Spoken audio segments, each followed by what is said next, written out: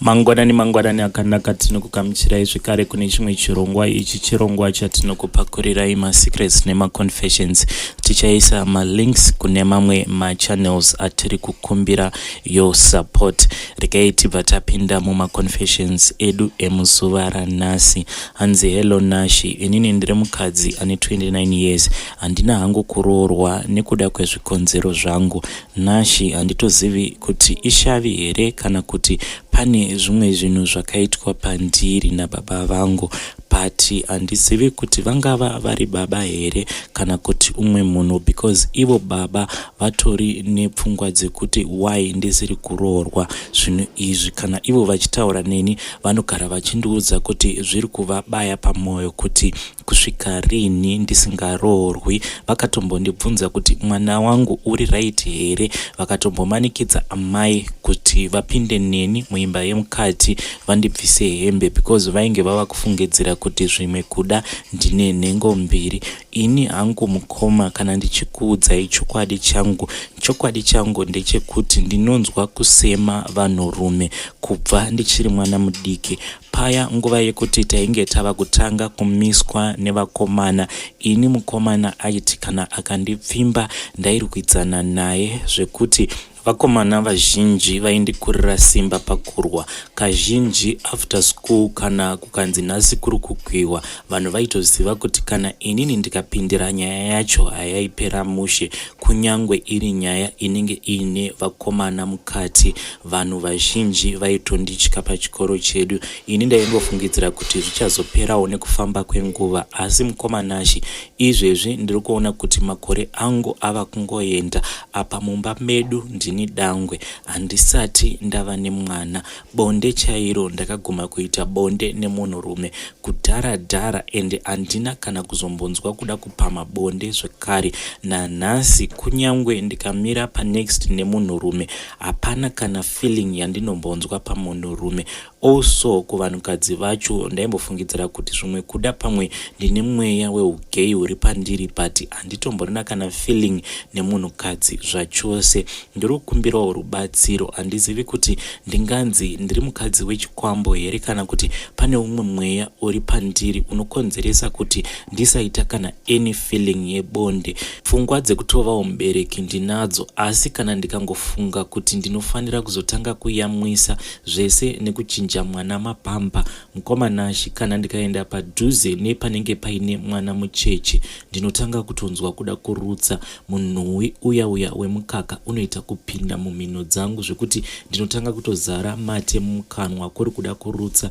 Pekutanga ndaimbofungidzira kuti zvimwe kuda ndini ndinozviitisa. Ndakazofind out kuti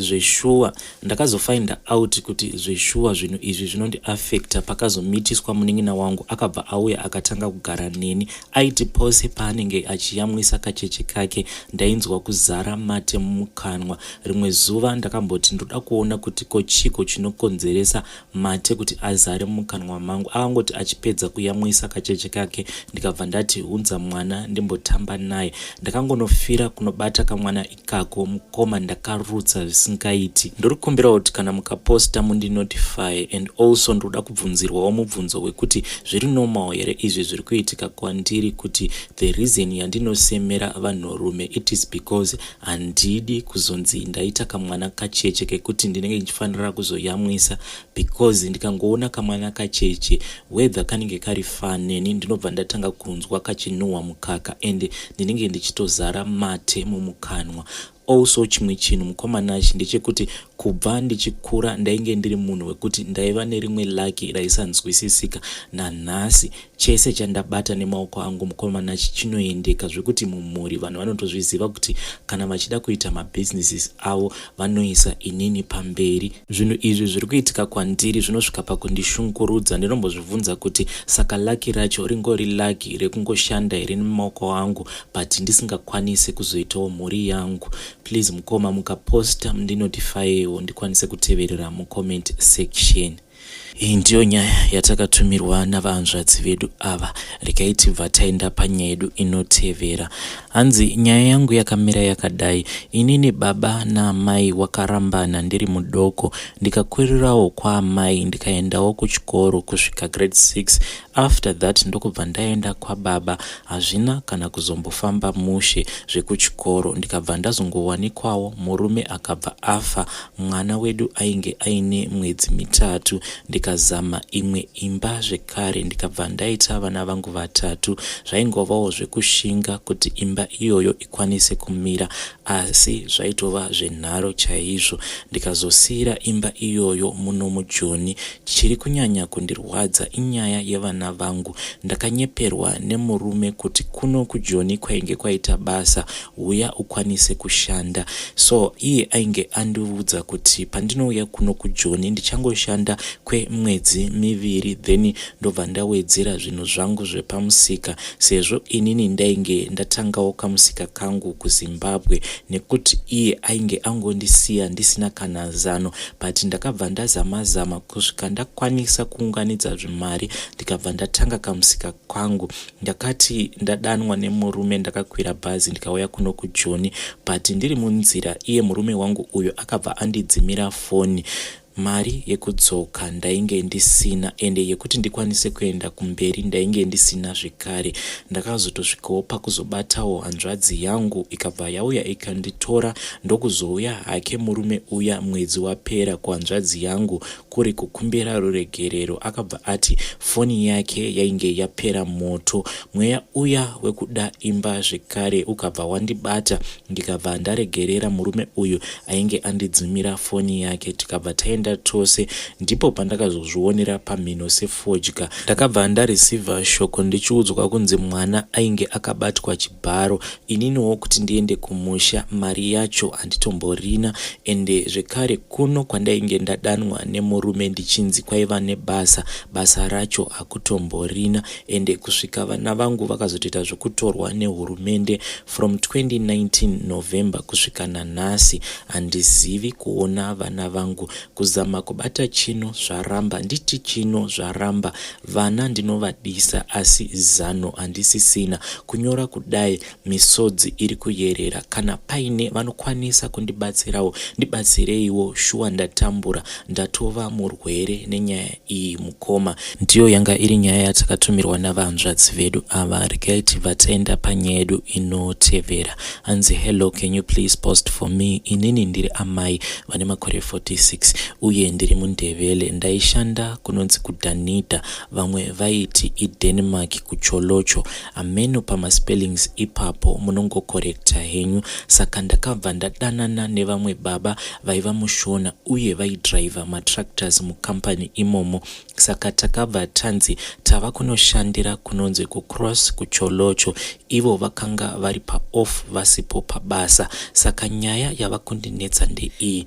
Inini tichibva kuCholocho handina kuziva kuti ndainge ndava nemimba yababa ava, ende tichisvika kuCholocho takabva tanzi tizvitsvakire pekugara. Saka ndakabva ndanorenta nevamwe vasikana, umwe wacho ainzi Sipiwe. Ende dambudziko rangu nderekuti mwana wangu now akura, ende musikana anogara achirwara nguva dzose. Kana tichifamba kuvanhu vanoti baba vake vari kumutsvaka, ende inini handitozivi zita rababa nekuti vanobva kumasaiti ekupi. Ndinongoziva kuti ivo vaitaura shona, uye shamwari yavo yainzi Madawini uyo aidriva. Uye zvinhu izvi zvakaitika muna 1995, nokuti ndakazoita mwana wangu uyu muna 1996 muri muna May. Ndinokumbirawo kuti mundibatsirewo kana nyaya yangu ichinzwika, uye ndinokumbira kuti kana zvichiita mundikorekte pandatadza kunyora. Ndafunga kuti sezvo baba vacho ivo vari mushona, beta ndishandise shona pamwe ndikakasika kuvawana. Vainge vari munhu ainge ari murefu uye vari black. Pana mukoma aivati sekuru ndiye ainzi Madyira Panze. Ndatenda, nhamba dzangu ndidzo dzidzi. Vedare ndo message yatakatumirwa navanzvadzi vedu ava. Please, if there is anyone ane information inokwanisa kubatsira vanzvadzi vedu ava, please feel free to contact me. Ndobva ndakusanganidzai navo. Regai tibva taenda panyaya yedu inotevera. Makadi mukomanashi makadi ndauyawo neconfession yangu ndokumbira mundipostirewo kuchannel kwenyu sahaidi kana maposta mondiudza ndichange ndichitevera mucomment section. Nyaya yangu yakamira yakadai. Ini ndiri mudzimai ane makore 29. Ndiri kunoku kunyika yevatogwa. Ndinoshanda basa remumba. Ndinoshanda stay in. But vanhu vandinoshandira maIndia. Saka vanhu ava vandinoshandira mukomanashi vane hutsinye husingaiti.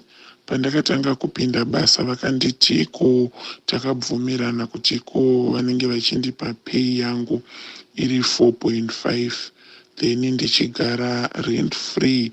Vakati chikafu vanenge vachinditengera because imba yavo pamba pavo panogara vanhu vakawanda plus imba yavo yakakura yakaita mansion so yakakura.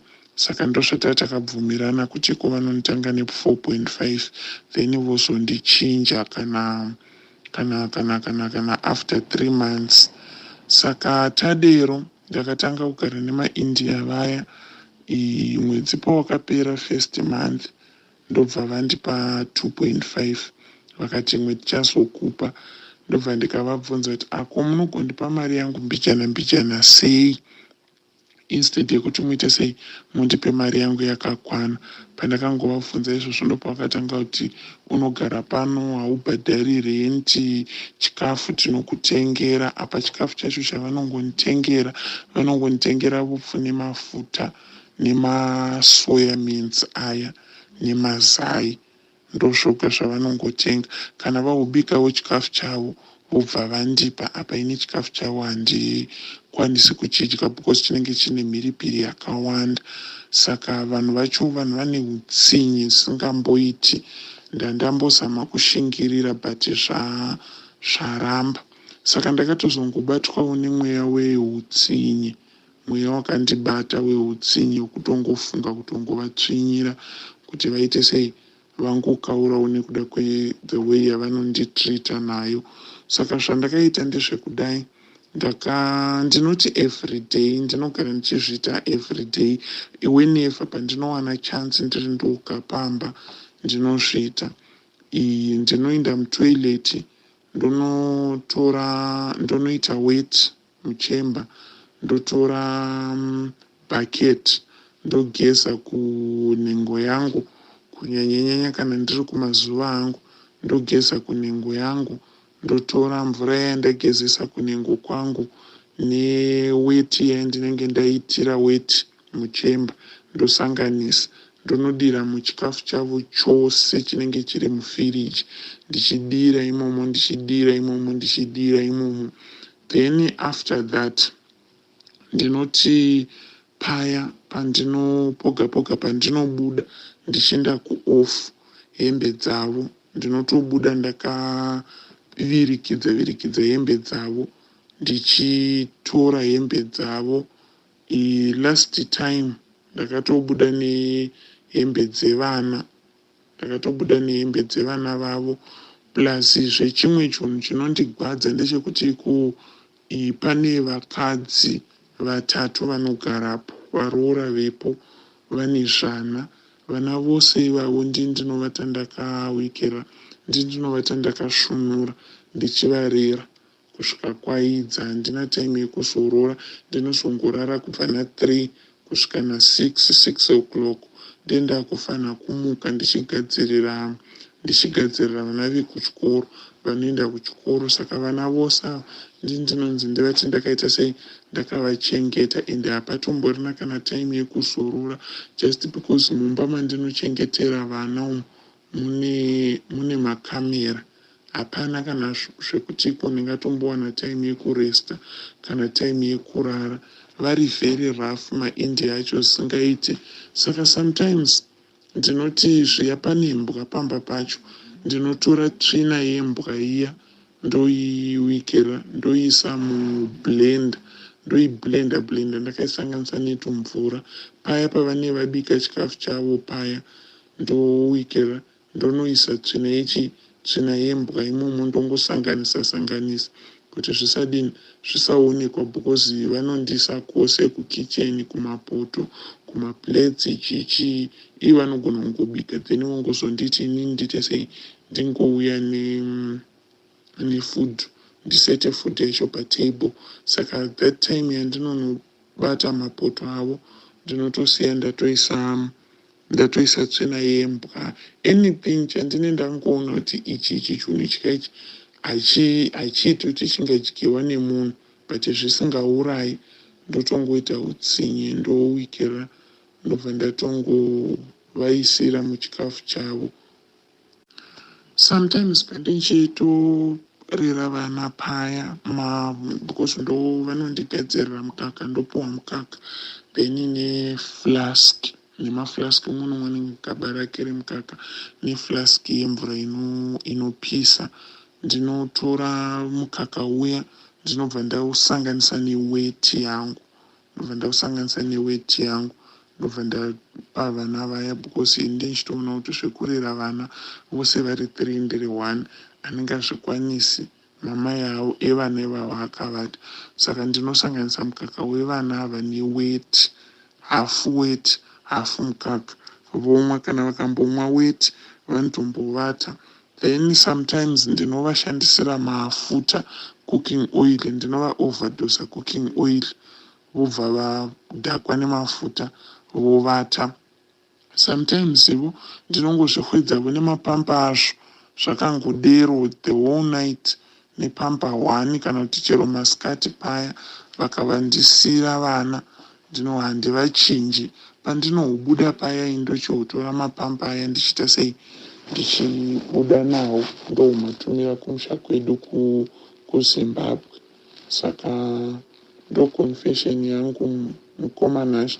Zvimwe zvezvunhu chapa ndive kuconfess inyaya yongoti zvinhu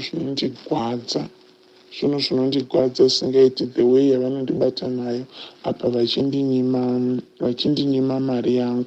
Tatakataurana 4.5 ike zvinova kundipa 2.5. Saka hazvinhu zviri kungondibata apa sebasa racho. Apa vane vakangondivharira ndinongobuda Sunday chete na12 ndodzoka na4 ndo pandinongobuda, because ndo ofu yangu iyoyo. Pamwe pose apa ndinenge ndichingoshanda non-stop, ndichingoshanda zvokusvika pakunziko vanhu vaive kuti havadi kundiona kana ndakagara. Ndinosvika paextent yekupiwa tumuimbwa turi ipapo kunzi ndigezese imbwa. Vanhu vaive kuti vanotonditreata like a slave. Saka ndangouyawo kuzokonfesa nyaya yangu nekungokumbirawo help yekutiko kana kune vanozivawo kunenge kune basa vandiudzewo, at least ndikwanise kubva pano, because ndichibva pano handina kwekuenda, hakuna kwekuenda. Saka ndotodawo basa rekudotiwo ndikatogarawo nemunhu ari bho, ndiri munhu anotonzwisisa, but apa ndotoona hangu kudoita utsinye inyaya yekugwadziwa, plus futi nekufunga kuti vanhu ava havasi maAfricans sesu, saka havambofi vakaunderstand kuti kumusha kwatinenge tichibva we have families to take care of. Saka ndo zvinongondipa utsinye, mweya wesvina, kuti ndipe vana vavo mukaka une weti nekuvadyisa tsvina ivo pachezvavo. Ndo zvinongondipa utsinye, but ndikatowanawo munhu anonzwisisa chaizvo, nditoriwo munhu atori right wekuti ndinotogona kutoshandira munhu zvakanaka. Sori henyu mukomana chinekurebesa, mozondiudza kana maposta. Vedare izvi ndizvo zvinonzi zvinotyisa zvinoda kufumurwa. Ndiyo yanga iri confession yavahanzvadzi vedu. Vadiwa vateereri, ngatisanganai zvakare mune zvimwe zvirongwa zvinotevera.